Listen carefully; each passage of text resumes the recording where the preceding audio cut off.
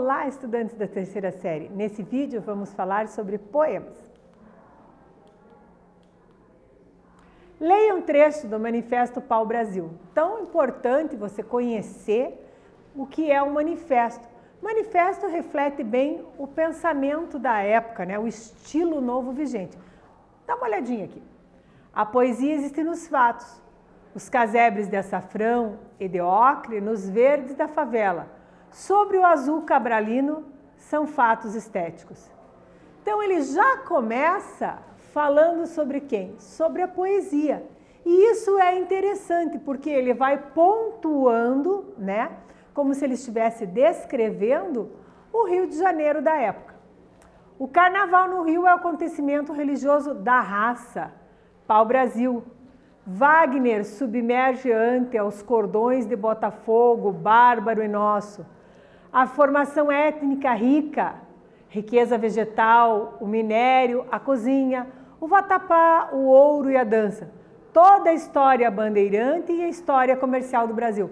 Então ele vai mostrando como está o Brasil, como está se formando este novo século.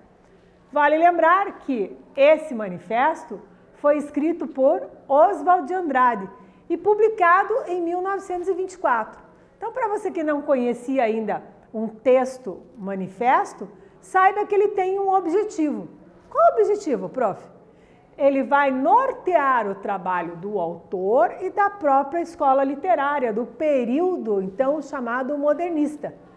Esse período ele ficou conhecido no Brasil e recebeu influências das vanguardas europeias. Vem cá, você já ouviu falar em vanguardas europeias? Olha só quais são.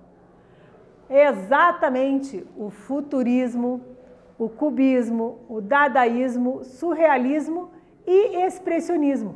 Você pode acessar aqui o Wikimedia Commons e dar uma olhadinha. Você vai perceber que cada vanguarda dessa, né, tem uma obra de arte ícone, tem um poema ícone, né? Eu cito para você aqui no dadaísmo o famoso poema dadaísta de Tristan Tzara, dentre outras coisas. E você pode ver aqui, ó, no expressionismo, aquele famoso quadro, o Grito, né? Então, assim, nós temos vários. Aqui nós temos uma pintura para representar esse segmento. O que foi a Semana de Arte Moderna? A conhecida Semana de 22, sim. No Teatro Municipal, o que ocorreu? A apresentação nos dias 13, 15 e 17 de fevereiro de 22. Isso ficou conhecido, olha que bacana aqui o cartaz. Atente para o detalhe da escrita, teatro ainda era com PH. E a música de Vila Lobos era a novidade, o famoso trenzinho caipira, quero destacar para vocês. Então tinha o som do apito do trem, por exemplo, né? E aqui ele reuniu música, recital, exposição de escultura, pintura, né? Tiveram várias polêmicas, tiveram várias novidades, teve a declamação do poema Os Sapos, né? O sapo boi, meu pai foi rei, foi, não foi, tá? Para você ter uma ideia. Erro de Português, do Oswald de Andrade, é um poema bem interessante para você perceber como é a linguagem dessa época, a tônica modernista. Quando o português chegou, debaixo de uma bruta chuva, vestiu o índio. Que pena! Fosse uma manhã de sol, o índio teria vestido o português.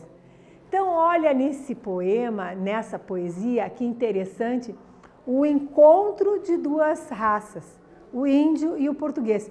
E como seria, então, esse encontro se fosse ao contrário? Então, uma alusão histórica ao dia do descobrimento.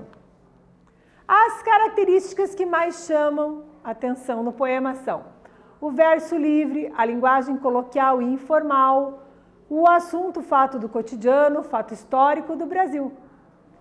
Importante lembrar que o modernismo é uma escola literária completa, estudada sistematicamente. Hoje estamos na tendência contemporânea pós-modernista.